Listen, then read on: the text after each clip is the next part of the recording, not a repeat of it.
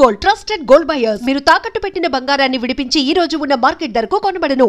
So వాళ్ళు commoners అని చెప్పినప్పుడు ఐ వాస్ లిటరలీ షాక్డ్ అనమాట. ఎందుకంటే నేను లాస్ట్ ఇయర్ నుంచి అందరికి కూడా మామూలుగా చిన్న చిన్న రివ్యూలు పెట్టినప్పుడు చూడండి నెక్స్ట్ ఇయర్ బిగ్ బాస్కి వెళ్తా అని చెప్పి ఇప్పుడు నా ఫోన్ లో కూడా ఒకటి చూపిస్తే మేలో నేను బిగ్ బాస్ 9 వెళ్తాను అని చెప్పి మేనిఫెస్ట్ చేసుకొని ఉంటది అనమాట ఒక ఎంట్రీ మేలో. ఓకే చెప్పాలంటే సో మేలో బిగ్ బాస్ తెలుగు 9 విన్నర్ అని చెప్పి I got offer in Bigg Boss Telugu 9 అని చెప్పి ఫ్రైడే 30th మే. అప్పటికి ఇంకా ఒకసారి చూడండి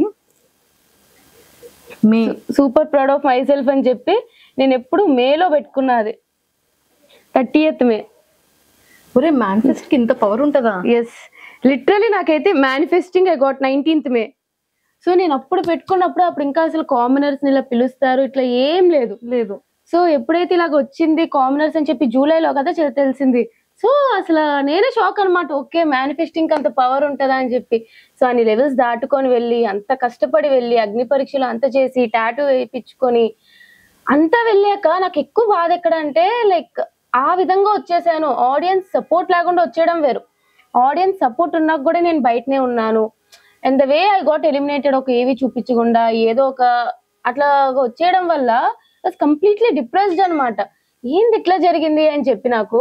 సో అందుకే దాని నుంచి కోలుకోలేకపోయి ఇప్పుడు కూడా సరే దెబ్బ మీద దెబ్బ తగులుతుంది కాబట్టి ఇలా ఉన్నాను కాబట్టి but still if I think about it I don't like it. అసలు ఏంది నాకు ఇట్లా జరిగిందా అని చెప్పి అన్న ఒక చిన్న పెయిన్ అయితే ఉంది. ఎస్ అయితే ఈ రోజు నేను కొన్ని స్ట్రైట్ వేలో కొన్ని క్వశ్చన్స్ అడిగేస్తాను శ్రీజ. మనసులో ఉన్నవి ఏంటి అంటే దాచుకున్నా కొన్ని థింగ్స్. అగ్ని పరీక్షలో ఫస్ట్ నేను నీకు ఒక ఇంటర్వ్యూలో అడిగా, మన ఇద్దరు ఫస్ట్ ఇంటర్వ్యూ, అరే ఏంట్రా శ్రీజ ఇలా అలర్ట్ చేసావు, అందరి అటెన్షన్ ని క్రాప్ చేయాలని చూసావు అని. అంటే డే బై డే లో వాళ్ళందరూ నిజంగానే నీకు అట్రాక్టివ్ అయ్యారు, టాస్క్లన్నీ విన్ అయ్యావు. ఒకప్పటి కాలం ఇప్పుడు ప్రెసెంట్ నవే కాలంలో ఉన్నటువంటి ఒక ట్రెండీ ఉన్న ఒక థీమ్ లో ఒక బొమ్మని ఫైండ్ అవుట్ చేయమంటే స్కూటీ అని అంత ప్రాపర్ గా చెప్పగలిగాము. అంటే బ్రెయిన్ అంత షార్ప్ గా ఉండింది నీది. కానీ చాలా మంది బయట అగ్ని పరీక్షలో కంటెస్టెంట్స్ అవ్వచ్చు, లేకపోతే కామనర్స్ గా మధ్యలో వెళ్ళిన వాళ్ళు అవ్వచ్చు, వాట్ ఎవర్, చాలా మంది ఏమనుకున్నారంటే శ్రీజాకి ముందే ఈ ఇన్ఫర్మేషన్ వెళ్ళింది, చాలా మంది సపోర్ట్ చేశారు, కొంతమంది బయట మనుషులు సపోర్టింగ్ గా శ్రీజాకి డే 1 నుంచి రివ్యూస్ ఇస్తున్నారు అగ్ని పరీక్ష నుంచి. సో ఇలాంటి మాటలన్నీ కూడా మేము విన్నాం బయట. సో అది ఎంత వరకు కరెక్ట్ అంటాం? అది అంత అట్టర్ నాన్ సెన్స్ అంట టు బి ఫ్రాంక్. ఎందుకంటే బిగ్ బాస్ టీం వాళ్ళు అసలు అలాగా నిజంగానే నాకు అంత సపోర్ట్ ఉండుంటే నేను ఇట్లా బయటకు వచ్చేసేదాన్ని కాదు. సో అక్కడే అర్థం కావాలి నాకు అసలు సపోర్టే లేదని చెప్పి.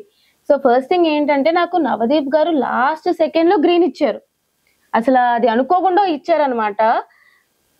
అటెన్షన్ కావాలి అంటే నేను ఊరికే వెళ్ళి అటెన్షన్ కావాలి అని అనుకున్నాను. ఎందుకంటే నా పర్ఫార్మెన్స్ బట్టే నాకు అటెన్షన్ ఉంటుంది. ఇంకా చెప్పాలంటే చాలా వరకు నాది ఇంకా కంటెంట్ తగ్గించేశారు. బట్ నా టాస్క్లు పర్ఫార్మ్ చేయడం వల్ల నేను అంత అవుట్షైన్ అయ్యా అగ్ని పరీక్షలో. సో ఇంకా నేను మాట్లాడేది వేరే వాళ్ళతో నేను నా పాయింట్స్ పెట్టేది ఇంకా చాలా తగ్గించేశారు. బట్ ఓవరాల్ గా ఇట్స్ ఎ గుడ్ జర్నీ అనుకుందాం. అండ్ ఇక్కడ కూడా బయట వాళ్ళు ఫస్ట్ 2 weeks అలాగైతే తిడుతూనే ఉన్నారు ప్రతి ఒక్కరు. నన్ను సపోర్టే ఉంది అనుకుంటే ఎందుకు తిడతారు? నా గేమ్ బట్టే కదా ప్రతి ఒక్కరు పాయింట్స్ చెప్పేది. సో ఫస్ట్ 2 weeks ఎవరైతే తిట్టారో వాళ్ళు 3rd week 4th week 5th week okay తిని మార్చుకుంది, ఫీడ్బ్యాక్ తెలుసుకున్నాక మార్చుకుంది అని పొగిడారే తప్ప నాకు ఇప్పుడు కుప్పలు మెసేజ్లు వస్తాయి ఫస్ట్ 2 weeks మీరు నచ్చలేదు అక్క, తర్వాత మీరు చాలా నచ్చారు అంటే నా గేమ్ బట్టి వాళ్ళు మారారా తప్ప ఎవరో సపోర్ట్ చేశారో అని అయితే నేను యాక్సెప్ట్ చేయను. అంతే. సూపర్ రా శ్రీజ. ఇక్కడ వరకు ఒకటి వెళ్ళిపోయింది. సెకండ్ అంతా బాగుంది. నవదీప్ గారు చాలా ఫన్ వేలోనో లేకపోతే ఏడిపించడానికో నిన్ను మిడిల్ లోకి రమ్మని చెప్పి సర్లే ఊపుకుంటా వచ్చేస్తారు బస్ నుంచి అని అన్నారు. సో అది అయిపోయింది, అది చాలా గట్టిగా వైరల్ అయింది. నవదీప్ గారు చాలా టాలెంటెడ్ పర్సన్, మంచి బిజినెస్ మ్యాన్ అండ్ మంచి అందరి ఫేవరెట్ యాక్టర్ కూడా, చందమామ, అజయ్, నెంబర్ ఆఫ్ ఫిలిమ్స్ నుంచి. సో అలాంటి పర్సన్ అలా అన్న తర్వాత అంత ట్రోల్ అయిన తర్వాత కూడా అతను ఒక వీడియో చేసి పెట్టి బిగ్ బాస్ స్టేజ్ మీద మళ్ళీ నిన్నే పిలిచి నీకు ఎంట్రీ ఇచ్చి నువ్వు కాలికి దండం కూడా పెట్టావు. సో అది ఎలా అనిపించింది? యాక్చువల్లీ నవదీప్ గారు ఈజ్ ఎన్ ఎంటర్టైనర్. నిజంగానే ఒక రకమైన బిగ్ బాస్ లో ఎంటర్టైనర్ ఎవ్వరు ఇప్పటి వరకు అని చెప్తే నవదీప్ గారు అని చెప్తా. ఆ రోజు అట్లా స్టేజ్ మీద చెప్పినప్పుడు అప్పుడు చెప్తే ఇప్పుడు చెప్తా నిజంగానే నచ్చలే. బట్ తర్వాత ఈజ్ వెరీ సపోర్టివ్, చాలా బాగా.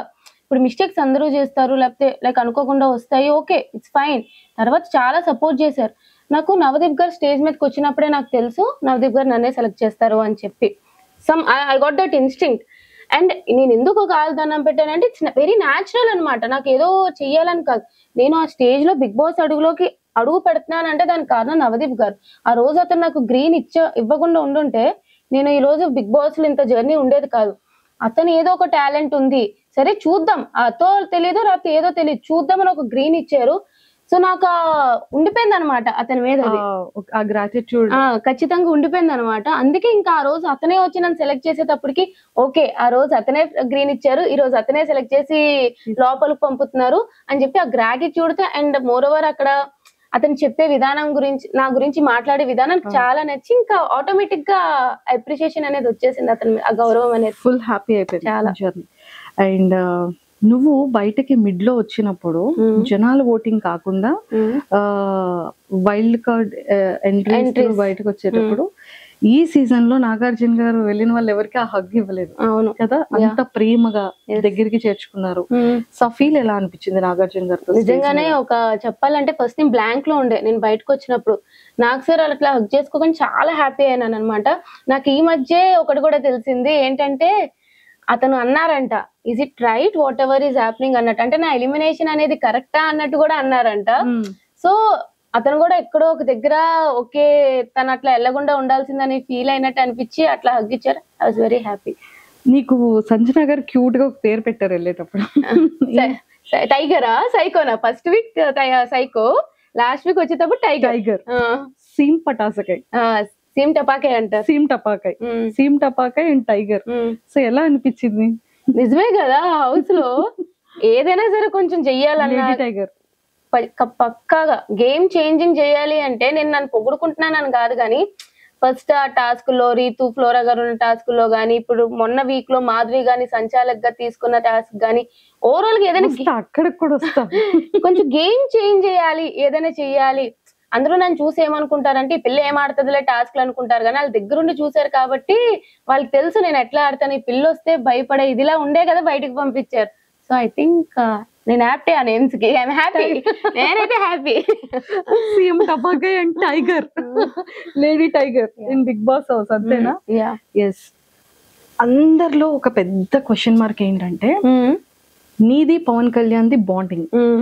బయటకి వచ్చేటప్పుడు కానీ నేను నీకు ఎలా అయినా సరే నెక్స్ట్ వీక్ నిన్ను నేను కెప్టెన్ చేస్తాను రా, నువ్వు ఏడవకుగా అని బెడ్ మీద పాపం వాడిని ఊరుకోబెట్టి, ప్రియాకి పవన్ కళ్యాణ్ కి ఆ చిన్న ఇష్యూ అయ్యేటప్పుడు ఒరే నీకు తెలిసిందే కదా అని గార్డెన్ లో కూర్చోబెట్టి మాట్లాడే విధానంలో ఒరే నన్ను అందరూ హౌస్ మేట్స్ దృష్టిలో నేను చాలా నెగిటివ్ అయిపోయాను, సో మన ఇద్దరం కలిసి ఆడితే నా వల్ల నువ్వు కూడా ఇదవుతావు, సో ఈ నా దగ్గర వద్దు, నువ్వు ఆపోజిట్ టీమ్ లో వెళ్ళి నువ్వు వర్క్ చేయరా, ఇలా అవుతుంది అని చెప్పడం, అందరిని కన్విన్స్ చేసి వాడికి కెప్టెన్సీ ఇవ్వడం, మీ ఇద్దరి బాండింగ్ ఎంతో మంది ఫేవరెట్ కదా.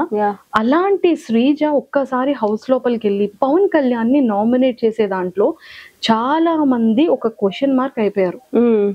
ఒరే నాకు కూడా భయం వేసింది శ్రీజ అక్క, ఫస్ట్ నామినేషన్ ఆడే అనేటప్పుడు గుండె దడ దడ మంది, నేనేం చెప్పలేకపోయాను.